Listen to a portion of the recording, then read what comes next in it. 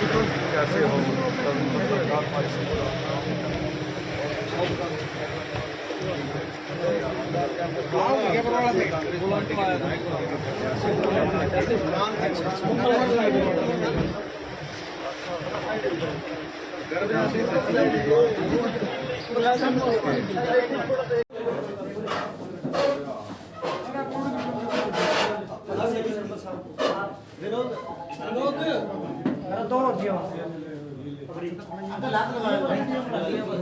हाँ जी सर, ठीक है जी भाई। वो फोटो और देख बार फोटो बढ़ाओ, फोटो दी भाई, फोटो सिलवा साहब का फोटो।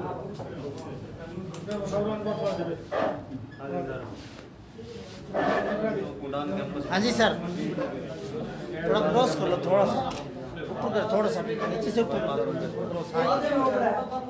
10 मिनट लगेंगे।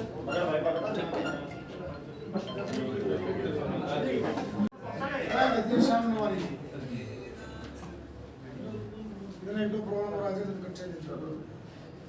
और कल एक बारी बरवाला का दूंगा शाम को 2-3 घंटे साहब अपने लोगों से मुलाकात कल सारे बरवाला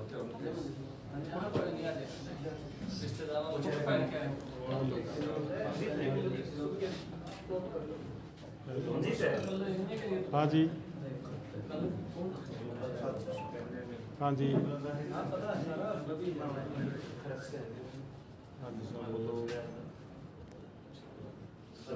ठीक है।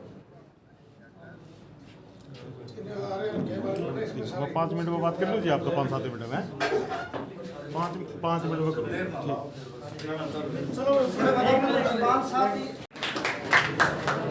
सबसे पहले बैठ जाइए,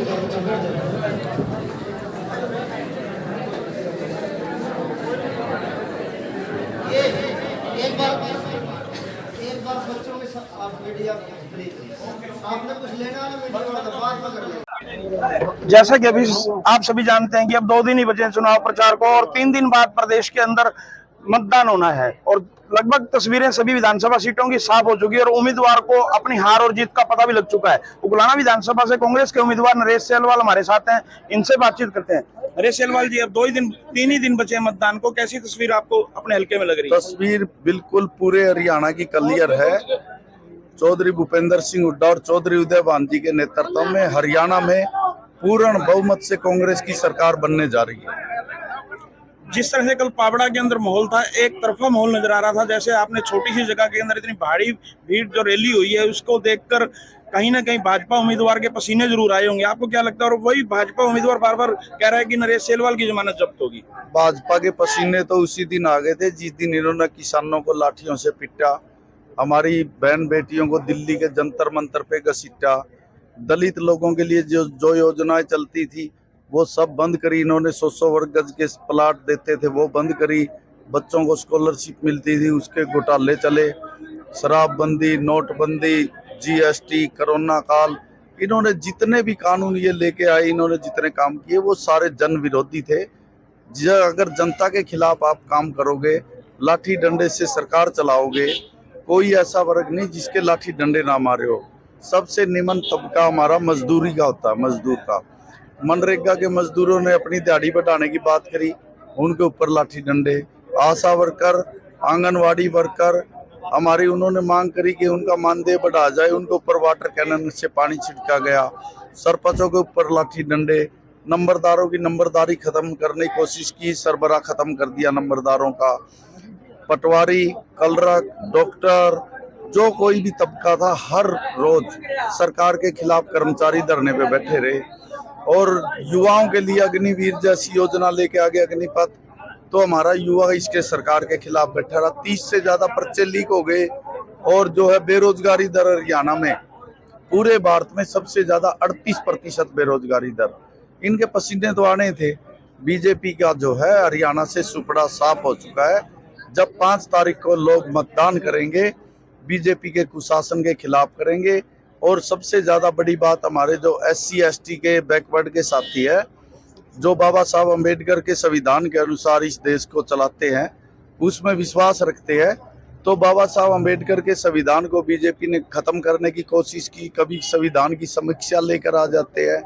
तो मैं समझता हूँ जो SC और ST और बैकवर्ड के साथी है वो बाबा साहब के संविधान की रक्षा के लिए बीजेपी के खिलाफ मतदान करेंगे और कांग्रेस पार्टी को अपना वोट देंगे। उकलाना हल्का में एक दूसरी लहर चल पड़ी है, कहते नरेश सेलवाल विधायक नहीं मंत्री बनेगा।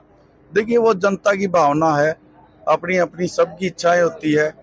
जनता चाहती है कि भाई हमारे क्षेत्र का ज्यादा विकास। मंत्री तो पीछे भी थे हमारे, अनूप धानक थे राज्य मंत्री उकलाना से, परंतु जनता से सरोकार नहीं था उनका। वो 1 साल से जनता से नदारद है, केवल जो है पैसे कमाने के लिए बाहर बैठे रहे कहीं।